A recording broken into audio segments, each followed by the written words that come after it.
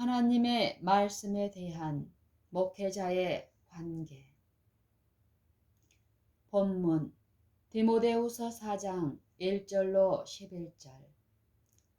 하나님 앞과 산자와 죽은 자를 심판하실 그리스도 예수 앞에서 그의 나타나실 것과 그의 나라를 두고 엄히 명하노니 너는 말씀을 전파하라.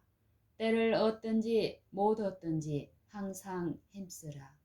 범사에 오래 참음과 가르침으로 경책하며 경계하며 권하라.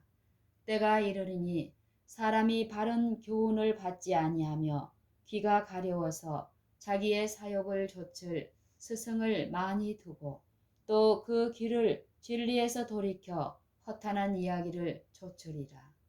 그러나 너는 모든 일에 근신하여 고난을 받으며 전도인의 일을 하며 네 직무를 다하라. 관제와 같이 벌써 내가 부음이 되고 나의 떠날 기약이 가까웠도다. 내가 선한 싸움을 싸우고 나의 달려갈 길을 마치고 믿음을 지켰으니 이제 후로는 나를 위하여 의의 면류관이 예비되었으므로 주 곧 의로우신 재판장이 그날에 내게 주실 것이니 내게만 아니라 주의 나타나심을 사모하는 모든 자에게니라. 너는 속히 내게로 오라. 데마는 이 세상을 사랑하여 나를 버리고 데살로니가로 갔고 그레스게는 갈라디아로 디도는 달마디아로 갔고 누가만 나와 함께 있느니라. 네가 올 때에 마가를 데리고 오라. 저가 나의 일에 유익하니라. 여기 우리 앞에 성경을 남에게 펼치는 사람의 사업이 나와 있다. 이것은 가장 엄숙한 사업이며 이 일에 종사하는 모든 사람은 기도의 사람이어야 한다. 목사들에게는 강단에 서서 성경의 해석을 주는 것만으로는 충분하지 않다. 그의 사업은 단지 시작에 불과하다. 거기에는 해야 할 목회의 일이 있고 이것은 오래 참음과 가르침으로 경책하며 경계하며 권고하는 것을 의미하며 다시 말하면 그가 하나님의 말씀을 제시해야 하는데 거기에 결함이 있다는 것을 보여주는 것이다. 만일 그리스도를 따르는 자라고 공언하는 사람들의 품성에 어떤 것이라도 있다면 그 부담은 분명히 목회자들에게 느껴져야 하고 그는 하나님의 선민 위에 군림해서는 안 된다. 사람의 마음을 다루는 것은 유한한 인간에게 일찍이 주어진 가장 훌륭한 일이다. 그의 길을 가로막는 인간적인 선입견과 다른 많은 것들이 있을 것이다. 그는 그들의 어린 시절부터 결코 순복되지 않은 심령들을 만날 것이다. 그들은 질서와 어떤 대열에 결코 서보지 못했고 통제하에 놓여지지 않았었다. 그러므로 이런 심령들을 다룰 때는 견책이 필요하고 오래 참음으로 책망해야 하며 이 사업에 성공하기 위해서는 하나님의 종은 그리스도 예수 안에 있는 같은 마음으로 무장해야 한다. 그리고 그가 하나님과 겸손하게 동행하면 그가 위하여 수고하는 모든 영혼이 그리스도의 피로 산 것임을 알게 될 것이다. 그리고 우리의 귀한 구주께서 그들이 영원한 유익에 관한 것을 생각하게 될 시련의 시기에 섭리를 가질 수 있도록 자신을 보존하지 않으시고 자신의 생명을 버릴 정도로 그들을 가치 있게 여기셨다는 것을 생각해야 한다. 또한 그들은 그들을 신중하게 주의 깊이 달아보고 영원한 생명으로 건축하는데 이것이 이익이 되고 유익한 것인지를 생각하는지 보아야 한다. 여기에 사도는 모든 복음의 목회자들에게 거룩한 의무를 제시한다. 그는 산자와 죽은 자를 심판하실 하나님과 주 예수 그리스도 앞에서 말씀을 전파하라고 그들에게 제시한다. 그리고 그들은 성경의 예언과 논쟁점이 있는 부분에만 관심을 가지고 예수 그리스도 자신에 의해 우리에게 주어진 위대하고 가장 중요한 교훈들은 관심을 나타내지 않는다. 만일 우리가 예수 그리스도의 가르침을 완전히 알게 된다면 우리는 영혼을 그리스도께 이끌 수 있게 될 것이다. 우리는 심령에 그리스도의 사랑을 품어야 한다. 왜냐하면 그것이 없이는 아무것도 할 수 없다는 것을 알 것이기 때문이다. 그리스도께서는 말씀하신다. 너희가 내 안에 거하고 내 말이 너희 안에 거하면 무엇이든지 원하는 대로 구하라. 그리하면 이루리라. 요한복음 15장 7절. 우리가 단지 성경의 해석만 주는 것으로는 충분하지 않다. 우리는 하나님의 말씀이 우리 안에 거하게 해야 한다. 그리스도께서는 말씀하셨다. 내 살을 먹지 아니하고 내 피를 마시지 아니하면 너희가 나와 아무런 상관이 없느니라. 그러나 내 살을 먹고 내 피를 마시는 자는 영생을 가질 것이다. 요한복음 6장 53절로 56절. 그리고 그분은 계속해서 그것이 무엇을 뜻하는지 설명하셨다. 그분은 살리는 것은 영이니 육은 무익하니라. 요한복음 6장 63절. 그리고 그분은 내 살은 참된 양식이요 내 피는 참된 음료라고 말씀하셨다. 그러므로 우리는 단순히 성경을 펴서 백성들에게 어떤 것을 읽어주고 강단을 떠나 영혼의 부담을 가지지 않고 가면 안 된다. 하나님께서는 모든 복음의 목회자들이 효율성에 있어서 향상되기를 꾀하신다. 그분은 기도에 있어서 더 많은 능력을 갖기를 바라시며 하나님의 말씀을 다루는 데 있어서 더 지성적으로 되기를 원하시며 우리 주요 구주 예수 그리스도의 지식과 은혜 안에서 끊임없이 자라나기를 꾀하신다. 그들이 복된 구주와 그들에게 순종하라고 주신 말씀에 더 많이 명상할수록 그들은 예수 그리스도의 형상을 더 많이 반사하게 될 것이다. 그렇게 함으로 그들은 정욕을 인하여 세상에서 썩어질 것을 피하여 신의 성품에 동참하게 될 것이다. 이 점을 기억하라. 정욕을 인하여 세상에서 썩어질 것을 피하여 영과 능력을 보임으로 진리를 말하는 입장에 있게 될 때 우리는 기도의 남녀가 될 것이다. 우리는 하나님을 열렬하게 구해야 한다. 그리고 복음을 전파하는 목회자로서 위대한 진리들을 우리의 생애에 실현해야 하며 우리가 설교하는 것의 산표본, 즉 우리가 매일의 생애에 실제적인 경건을 실천하고 있음을 보여주어야 한다. 그렇게 되면 우리가 어디에 가든지 능력이 될 것이다. 강단에 있을 때는 능력이 있고 더 이상 나아가지 않는 사람들이 있다. 그래서 그들의 영향은 아침 해가 떠오르면 말라버리는 아침 이슬과 같으며 그 안에는 아무것도 없다. 그러나 만일 그가 말씀을 자신의 생애에 가져가고 하나님의 아들의 살과 피를 먹고 마신다면 그는 그리스도와 한 일행이 되며 신령한 성품에 참여하는 자가 된다. 산 포도나무에 연결된 가지처럼 그는 참된 포도나무로부터 수액과 영양분을 받아들였으며 그것은 그가 어디에 있든지 보이게 될 것이다. 말씀이 의미하는 바를 더 살펴보자. 관제와 같이 벌써 내가 부음이 되고 나의 떠날 기약이 가까웠도다.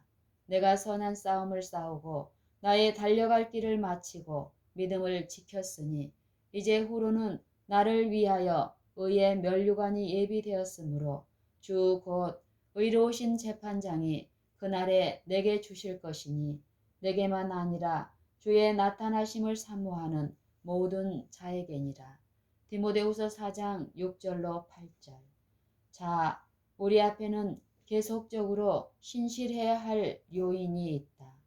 하나님께서 신성한 의무를 위탁한 자들에 대하여 우리는 신실해야 하며 우리가 신실하다면 하늘의 하나님께서는 우리가 영생의 가치가 있다고 선언하실 것이며 최후로 승리자가 될 신실한 자들에게 놓여질 의의 면류관을 주실 것이다. 이제 그들의 유한한 판단으로 하나님의 말씀을 취해서 무엇이 영감의 말씀이고 어떤 것이 영감의 말씀이 아닌지 설명할 수 있는 충분한 능력이 있다고 생각하는 사람들이 있을 것이다. 나는 목회직에 있는 나의 형제들에게 그런 자리에서 내려오라고 경고하기를 원한다. 내 발에서 신을 벗으라. 내가 선 곳은 거룩하니라. 나는 그가 어떤 사람이며 그의 지위가 어떤 것이든지 상관없이 하나님께서 그분의 말씀을 택하고 고를 수 있도록 권위를 주신 유한한 인간은 없다. 성경에 이해하기 어려운 것이 있다고 사도가 말한 것은 사실이다. 그리고 그런 것이 있다. 그리고 만일 이해하기 어렵고 힘든 주제가 없다면 지금 해석하기 힘든 계시를 하나님께서 주셨다고 탄원하는 회의론자들, 즉 나는 그들이 말할 것이라고 생각한다 라는 다른 것을 위에 간청할 것이다. 성경에 이해하기 어려운 것이 있다고 사도가 말한 것은 사실이다. 그리고 그런 것이 있다. 그리고 만일 이해하기 어렵고 힘든 주제가 없다면 지금 해석하기 힘든 계시를 하나님께서 주셨다고 탄원하는 회의론자들, 즉 나는 그들이 말할 것이라고 생각한다. 이런 회의론자들은 다른 것을 위해 간청할 것이다. 하나님의 유한하심은 우리보다 훨씬 높으며 사람들이 경건의 신비를 이해하는 것은 불가능하다. 하나님의 천사들은 타락한 인류를 위해 봉사하려고 사람의 형체를 자신에게 취하시고 신성을 인성과 겸손히 연합시킨 그리스도를 놀라움으로 바라보았다. 하늘의 천사들은 타락한 인류를 위해 봉사하시려고 사람의 형체를 자신에게 취하시고 신성을 인성과 겸손히 연합시킨 그리스도를 놀라움으로 바라보았다. 그것은 하늘 천사들 가운데 신비였다. 하나님께서는 그분이 이것을 하셨다고 말씀하셨으며 우리는 하나님의 말씀을 읽는 그대로 받아들여야 한다. 그리고 비록 우리가 창조주에 관하여 그분이 얼마나 오래 존재하셨는가, 악이 세상에 처음 어디에 들어왔는가, 그리고 이 모든 것들을 연구하고 추론하는 데 지치고 탈진하고 쓰러질 때까지 물어보려고 해도 이것은 여전히 유한 그 너머에 있다. 우리는 그것을 파악할 수 없다. 그러므로 어떤 사람이 감히 성경을 가지고 이것은 영감적이고 저것은 영감적인 것이 아니라고 할 사람이 있겠는가? 나는 하나님의 말씀에 대해 어떤 것이 영감적이고 어떤 것이 영감적이 아니라고 판단하거나 말하기 전에 나의 두 팔을 어깨에서 떼어놓을 것이다. 유한한 인간이 그 일에 대해 어떤 것을 알 수 있는가? 그는 읽는 대로 하나님의 말씀을 취해서 있는 그대로 이해하고 생애에 실현하며 품성에 짜 넣어야 한다. 인간의 구원에 관련된 하나님의 말씀 안에는 모든 것이 분명하게 드러나 있다. 그리고 만일 우리가 하나님의 말씀을 취해서 우리의 최선의 능력껏 이해하면 하나님께서는 우리를 이해하도록 도우신다. 하나님의 특별한 도우심이 없이 사람의 마음은 성경에서 이해하기 어려운 많은 것들을 볼 것이다. 왜냐하면 그들은 신령한 깨우침이 결여되어 있기 때문이다. 사람은 자신의 길이나 의지나 사상을 정립하여 하나님의 말씀에 나와서는 안 된다. 온유하고 겸손하고 거룩한 마음으로 나와야 한다. 그대가 들을 준비가 되어 있지 않는 한, 배울 자가 되어 있지 않는 한, 그대가 들을 준비가 되어 있지 않는 한, 배울 자가 되어 있지 않는 한, 그분의 음성이 살아있는 기관을 통하여 그대에게 직접적으로 말씀하시는 것처럼 들을 준비가 되어 있지 않는 한 성경을 연구하려고 절대로 시도하지 말라. 결코 유한한 인간이 하나님의 말씀의 판단의 자리에 앉지 못하게 할 것이며 이것은 얼마나 영감적이고 저것은 얼마나 비영감적인지 말하지 못하게 하며 이것은 다른 자료보다 더 영감적이라고 말하지 못하게 하라. 하나님께서는 그를 그 자리에서 떠나기를 원하신다. 하나님께서는 그에게 그런 일을 주시지 않았다. 우리는 우리 시대를 위한 진리, 즉 현대 진리를 가까이 간직하기를 원한다. 우리는 지금 무엇이 진리인지를 알기 원한다. 우리는 셋째 천사의 기별을 믿는다고 주장하며 천사가 공중에 날아가며 하나님의 계명과 예수의 믿음을 선포한다는 것을 믿는다고 주장한다. 이것이 선포였다. 그대는 그의 음성을 들었는가? 그는 그대가 그 기별을 들을 수 있도록 말했는가? 세상은 그것을 들었는가? 세상은 어떤 주의를 들었는가? 그들은 듣기를 원했는가? 어떤 사람이 그것을 들을 것인가? 그렇다. 예수께서 길을 인도하시는 대로 한 걸음씩 행한 사람들, 그리고 그리스도의 자리가 성소에서 지성소로 변할 때 그들은 믿음으로 그분과 함께 들어가며 그분의 사업을 이해하고 세상에 주어진 마지막 자비의 기별을 세상에 제시한다. 그리고 그것은 무엇인가? 그것은 인자의 재림을 위해 사람들을 준비시키는 기별이다. 그것은 하나님의 위대한 준비의 날이다. 그러므로 모든 예수 그리스도의 목회자들은 자기 행로에 자기 일의 부담에 이 시대를 위한 진리, 우리 세상의 마지막 자비의 기별이라고 하는 이 진리에 적합한 열심과 살아있는 관심과 자신의 수고의 강렬함을 가져야 한다. 그때에 우리는 잠잘 수 없으며 무관심할 수 없다. 우리는 주변에 있는 고귀한 남녀들의 영혼을 위해 수고해야 하며 우리의 모든 능력으로 일해야 한다. 왜냐하면 주께서 오시기 때문이다. 참된 일꾼들은 근심하며 영원히 억눌리고 그리스도께서 예루살렘을 향해 오셨던 것처럼 느낄 것이다.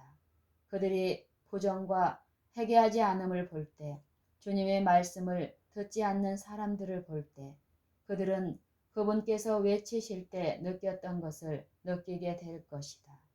예루살렘아, 예루살렘아, 선지자들을 죽이고 네게 파송된 자들을 돌로 치는 자여, 암탉이 그 새끼를 날개 아래로 모음같이 내가 네 자녀를 모으려 한 일이 몇 번이냐.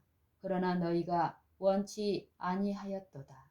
마태복음 23장 37절. 여기에 귀한 자비의 초청이 있다. 그리고 우리가 이것을 가지고 가서 빛이 흑암에 있는 세상을 반사하도록 한다면 아마도 우리는 빛의 광선이 모든 곳을 침투해 가는 것을 볼 수 없을 것이다. 우리는 이것을 볼 수 없을 것이다. 그러나 만일 우리가 빛을 가지고 가며 바른 영을 가진다면 우리는 바른 영을 원한다. 그러나 그리스도 안에서 일하고 계속적으로 그리스도가 우리와 함께 하신다면 그렇게 될 것이다. 여기 디모데후서 2장 11절부터 이런 말씀을 읽는다. mit보다 이 말이여, 우리가 주와 함께 죽었으면 또한 함께 살 것이요, 참으면 또한 함께 왕노릇할 것이요, 우리가 주를 부인하면 주도 우리를 부인하실 것이라.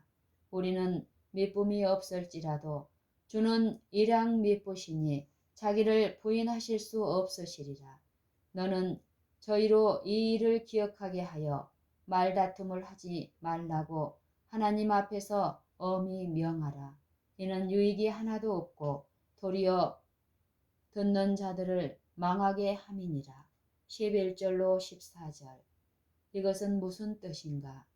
그것은 많은 말들과 생각들에 주장하는 바가 있을 것이나 어떤 목적을 위해 그들의 영이 부드러워지고 순복될 수 있도록 하기 위해 인간적인 마음 안에 있는 완고함과 반대를 꺾어야 하며, 그래서 진리의 씨가 마음의 밭에 떨어질 때 그곳에서 뿌리를 내릴 수 있도록 해야 한다는 뜻이다. 우리는 이것이나 저것 어떤 것이 잘 될지 알지 못하며 오직 하나님께서만 잘하게 하신다. 그러므로 우리는 실망 중에서도 일해야 한다. 그러나 우리는 그리스도 안에서 수고하기를 원한다. 생명은 하나님 안에서 그리스도와 함께 감추어져야 하며, 목회자의 일이 관찰자로서 하나님의 양떼들을 돌보아야 한다면 그들이 주의해야 할 경고가 있다. 네가 진리의 말씀을 옳게 분별하며 부끄러울 것이 없는 일꾼으로 인정된 자로 자신을 하나님 앞에 드리기를 힘쓰라. 15절. 이것은 위대한 일이며 큰 부담이다. 이것은 사람의 칭찬을 구하는 것이 아니며 세상의 어떤 살아있는 인간을 바라보는 것이 아니며 오직 그분의 영광을 바라보는 한 시야로 하나님을 바라보는 것이다.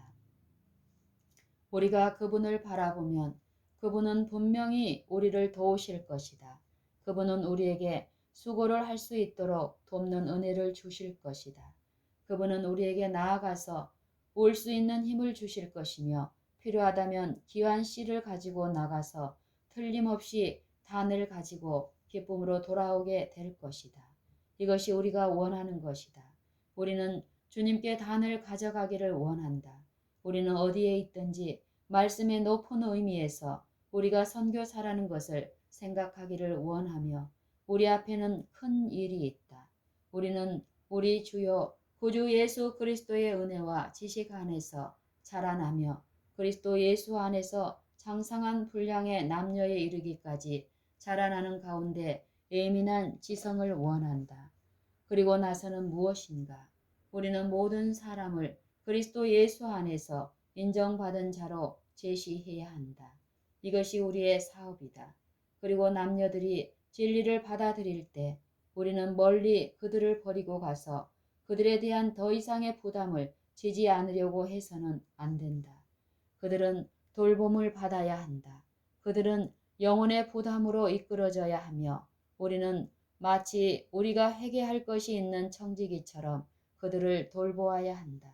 그리고 그대가 백성들에게 말하며 때에 적절한 음식을 공급할 때 그대는 이 음식을 줄 수 있는 자리에 있기를 원해야 한다. 하나님의 말씀은 부요하다. 여기에 진리의 귀한 광산이 있으며 우리는 깊이 감춰진 귀한 보화를 찾듯이 진리를 위해 파낼 수 있다. 우리는 들판을 산다. 그것을 산 후 거기에 많은 보물이 있다는 소리를 듣는다. 그래서 우리는 귀한 보석을 발견할 때까지 챙기질을 하고 주의 깊이 모든 들판의 구석구석을 파헤친다. 여기에 하나님의 정원이 있다. 여기에 고귀한 말씀이 있으며 우리는 말씀을 취해서 주의 깊이 연구하고 전체 페이지를 연구하며 영광으로부터 오는 신령한 빛의 광선을 모아서 우리 주변에 있는 사람들에게 반사한다. 하나님께서는 우리가 성경에서 열매가 있기를 원하신다.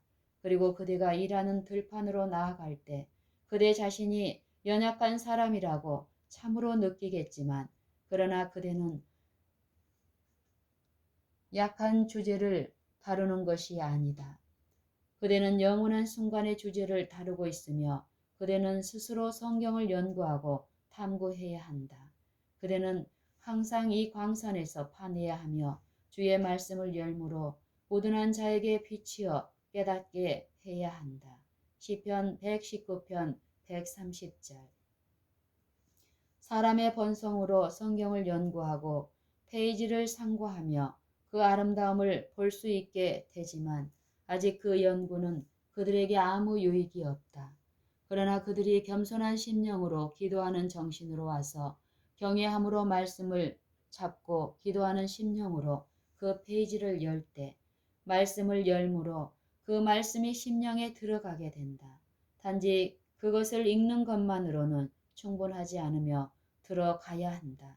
그것은 영혼을 바로 잡아야 하며 그대의 정신을 하나님의 영에 지배하에 두어야 한다.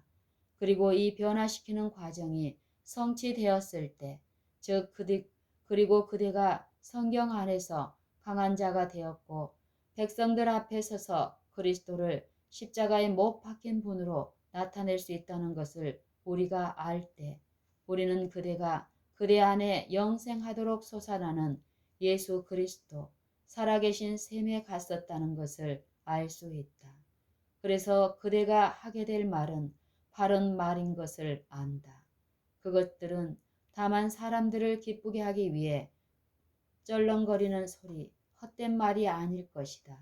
그렇다. 이 모든 것들은 피해야 한다. 그대는 그런 특성의 모든 것을 피해야 한다.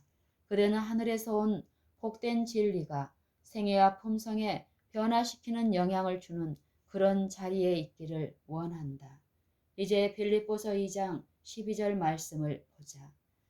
그러므로 나의 사랑하는 자들아, 너희가 나 있을 때뿐 아니라 더욱 지금 나 없을 때에도 항상 복종하여 두렵고 떨림으로 너희 구원을 이루라. 여기에는 어떤 부주의함도 허용되지 않는다. 어떤 나태함도 없으며 어떤 무관심도 없다. 그러나 우리는 각자 두려움과 떨림으로 구원을 이루어야 한다. 왜 그런가? 말씀을 보자. 나의 사랑하는 자들아, 두렵고 떨림으로 너희 구원을 이루라. 그렇다면 그대는 모든 면에 두렵고 떨어야만 하는가? 라고 말할 수도 있을 것이다. 그렇다. 어떤 면에서는 그렇다. 그러나 다른 면에서는 그렇지 않다. 그대는 자신 앞에 하나님에 대한 경외심을 가지고 있다. 그리고 하나님의 권면에서 떠나가지 않기 위해 떨림이 있을 것이다. 거기에는 떨림이 있다. 그대는 항상 두려움과 떨림으로 구원을 이룰 것이다. 그것은 여기서 멈추는 것인가? 아니다. 신령한 힘이 어떻게 들어오는 것을 들어보자. 너희 안에 행하시는 이는 하나님이시니 자기의 기쁘신 뜻을 위하여 행하게 하시나니. 13절. 여기에 사람의 일이 있고 이곳에 하나님의 일이 있다.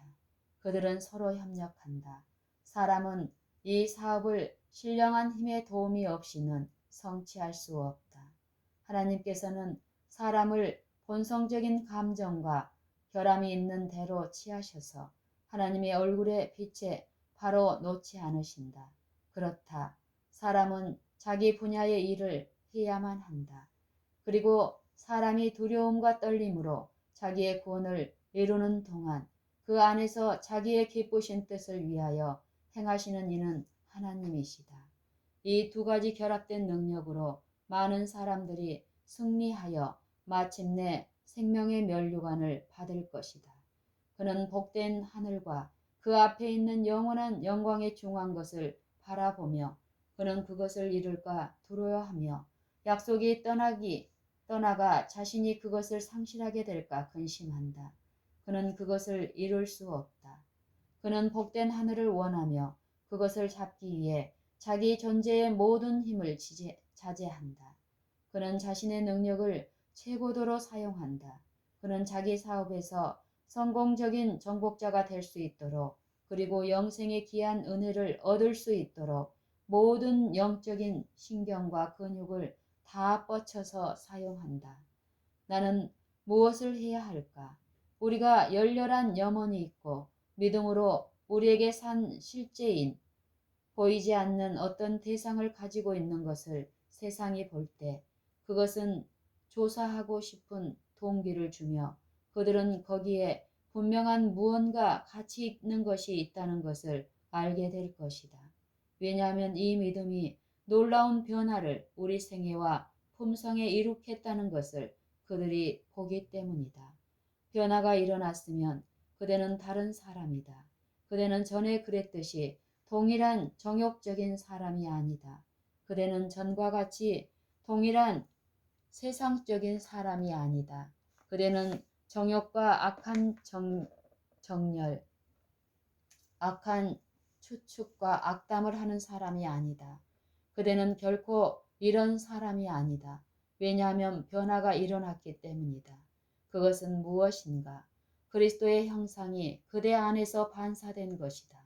그때 그대는 시온산에 서게 될 무리가 있다는 시야를 갖게 될 것이며 그 무리 중에 하나가 되기를 원할 것이고 그 중에 한 편이 되기로 결심하게 될 것이다. 계시록 14장 1절로 3절을 읽어보자. 왜 그들 즉 14만 4천이 특별히 언급되었는가? 왜냐하면 그들은 온 세상에 바로 앞에 놀라운 진리로 서 있어야 했으며 반대를 당했고 이 반대를 당하는 동안 그들은 하나님의 아들과 딸이라는 것을 기억해야 했으며 그들은 영광의 소망으로 그리스도를 그들 안에 꼴 지어야 했기 때문이다. 그들은 언제나 그들 앞에 있는 위대하고 복스러운 소망을 바라보고 지켰다. 그것은 무엇인가? 그것은 영원한 영광에 중한 것이었다. 아무것도 그것을 압도할 수 없었다. 바울은 하늘의 광경을 가지고 있었으며 그곳의 영광을 말할 때 그가 할 수 있었던 가장 최선의 것은 그것들을 묘사하지 않도록 하는 것이었다. 그는 하나님이 자기를 사랑하는 자들을 위하여 예비하신 모든 것은 눈으로 보지 못하고 귀로도 듣지 못하고 사람의 마음으로도 생각지 못한 것이라고 우리에게 말한다. 그러므로 그대가 상상력을 최대한 동원하고 영원한 영광에 중한 것을 생각하기 위하여 최선을 다하더라도 그대의 유한한 생각은 그 노력으로 시들어지고 지치게 될 것이며 그것을 알지 못할 것이다. 왜냐하면 그것은 유한한 것, 그 너머에 있기 때문이다.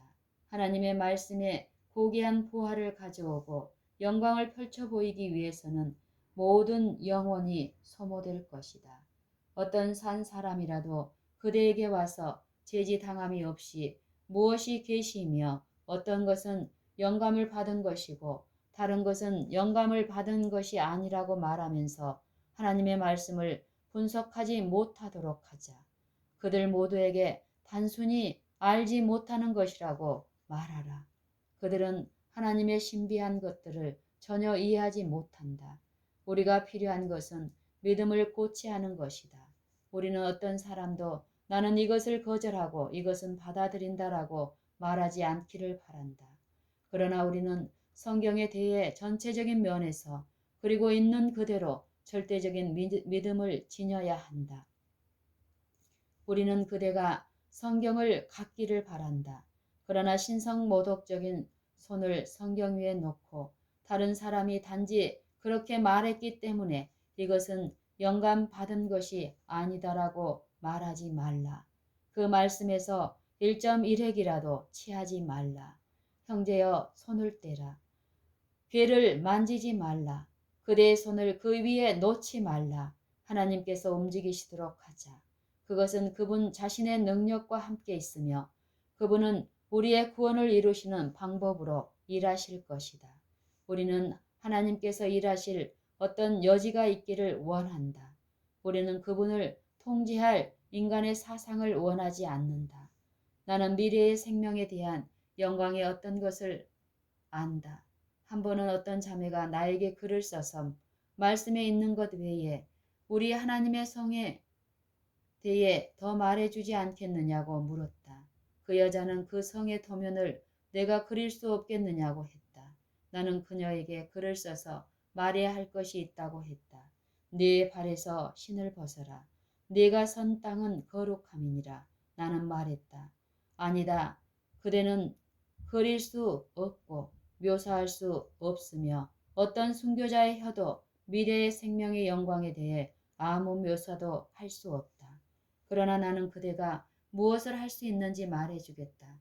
그대는 표대를 향하여 그리스도 예수 안에서 하나님이 위에서 부르신 부름의 상을 위하여 쫓아갈 수 있다. 그대는 자아에 대해 죽을 수 있다.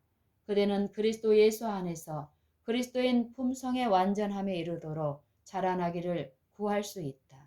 이것이 우리의 사업이다. 그러나 사람이 하나님의 말씀에 쓸데없이 참견하기 시작할 때 나는 그들에게 자신들이 무엇을 하고 있는지 모르기 때문에 그들의 발에서 신을 벗으라고 말하고자 한다. 그러나 여기에 큰 무리가 있다. 요한은 그것을 보고 그 장면이 무엇을 의미하는지 의아해했다. 그 설명이 앞장으로 거슬러 올라간다. 나는 그것을 읽지 않겠다. 그러나 그것은 하늘이 어디에서 사람의 자녀들에게 기별을 전달하는지를 보여주었으며 그들이 그것을 받고 한 걸음씩 어린 양을 따라 성소에까지 이르렀으며 거기에서 구속을 받아 어린 양과 함께 시온산에 서는 것을 보여주었다. 그리고 그들의 노래가 다른 노래와 왜 그렇게 다른지 설명되었다. 그것은 새 노래였다. 그리고 그는 계속해서 설명하였다. 그들의 입에 거짓말이 없다.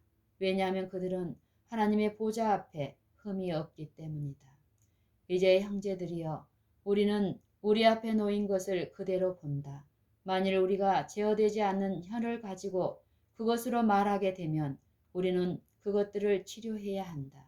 우리는 어떻게 그들을 치료할 수 있는가? 어린 양을 따르라. 그리스도의 발자취를 따르라. 우리는 우리의 대화가 성화되기를 원한다. 우리는 우리 입술에 부정이 없기를 바란다. 우리 심령에 어떤 불결함도 없기를 원한다. 우리는 더럽힐 것이 아무것도 없기를 바란다. 우리는 깨끗한 손과 순결한 심령을 원한다. 그리고 우리는 항상 우리 마음을 깨어 있도록 지키기를 바란다. 우리는 모두 너무 잘 만족한다. 많은 우리 목회자들이 아기처럼 연약하다. 그들은 진리의 이론을 이해한다. 그것을 잘 제시할 만큼 진리의 이론을 이해한다. 그러나 그들 자신의 구원을 두려움과 떨림으로 이루어야 할 때가 오고 작은 장애물을 만나면 그들은 의심과 실망을 말하기 시작하고 낭망한다. 그리고 그들은 그들이 주의할 필요도 없는 작은 장애물에 걸려 넘어지는 것을 볼 것이다. 우리에게 필요한 것은 우리 주 그리스도 예수 안에 있었던 같은 마음으로 무장하는 것이다. 그리고 우리가 그분의 마음으로 무장되었을 때 우리는 사도와 같이 보이는 것을 바라는 것이 아니라 우리는 이런 것들로부터 멀리 바라봐야 한다고 말하게 된다. 보이는 것들은 일시적인 것이요 보이지 않는 것들은 영원한 것이다. 그러므로 우리는 영원한 영광에 중한 것, 하늘의 것에 우리 마음을 고정시켜야 한다. 이것이 우리가 생각하여야 할 것이요 말해야 할 것이다. 만일 우리가 이성적인 존재처럼 우리 앞에 얻어야 할 하늘과 피해야 할 지옥이 있다는 것을 생각하기만 하고 이것을 마음에 간직해야 한다면 그대는 이 세상의 것이 모든 우리의 종교적인 열정을 무너뜨리도록 내어 두어야 한다고 생각하는가? 우리는 이런 것들을 오래 다루지 않을 것이다. 우리는 이 세상을 순례자와 나그네로서 지나가고 있다. 그리고 잠시 동안 우리의 무장을 구속주의 발 아래 벗어놓을 것이며 우리는 그 사건을 위해 준비해야만 한다. 우리는 우리의 행위와 말과 사상이 바르기를 원한다. 왜냐하면 우리는 모두 선이나 악을 향해 영향을 가지고 있기 때문이다. 여기에 나의 바른 행로로 인해 성화될 나의 가족이 있다. 만일 내가 더럽게 하는 말을 했다면 악이 내 입술을 빠져나갔다면 역정을 내고 까다로웠다면 나는 내가 믿는다고 주장한 진리에 반대하여 거짓을 행할 것이다. 그러므로 나는 절대로 그런 의심의 편에 있지 않을 것이다. 나는 내 입을 깨끗하게 하고 내 혀를 성화시킬 것이다. 나는 마음을 성화시켜 내 형제에 대한 소문을 듣지 않을 것이다. 왜냐하면 나는 하나님의 말씀에서 그 이웃을 해방하는 자는 주의 성산에 거하지 못할 것이라고 들었기 때문이다. 시편 15편 3절. 그러므로 나는 정결한 손과 순결한 마음을 가져야만 한다. 왜냐하면 이런 사람들이 주의 성산에 서게 될 것이기 때문이다. 이제 나는 주의 성산에 서는 사람들 중에 하나가 되기를 원한다. 그것은 다른 사람이 나를 나쁘게 생각하든지 좋게 생각하든지 상관없이 내 품성에 어떤 작은 차이도 만들지 않는다. 그것은 나에게 영향을 주지 않을 것이며 그것은 그들에게 영향을 끼칠 것이다. 하나님께서 우리를 도우셔서 우리가 이런 것들을 이해할 수 있는 바로 그 자리에 이르도록 해 주실 것이다. 우리는 가족 재단이 세워진 것을 보기를 원하며 우리는 그곳에서 목회자들이 회중 앞에서 수고하는 것처럼 신실한 기도로 그들의 자녀를 하나님 앞에 데려오는 것을 원한다. 모든 아버지들은 자신이 가족의 머리에 자리하여 하나님께 감사의 희생을 드리고 그분께 찬양해야 하며 이 자녀들을 하나님께 드리고 그들에게 하나님의 축복이 임하도록 구해야 하고 그들이 하나님께 간합되었다는 그들이 하나님께 간합되었다. 그들이 지극히 높으신 자의 자녀라는 것을 알 때까지는 쉬지 않아야 한다. 여기에 어머니들을 위한 일이 있다. 그들에게는 얼마나 큰 책임이 놓여져 있는가. 우리는 잘 정돈되고 잘 훈련된 그리스도인 가정이 세상에 그리스도교를 추천할 수 있는 큰 영향력이 있다는 것을 생각하고 깨닫는가. 세상은 그들이 하나님의 말씀을 믿고 있다는 것을 알게 된다.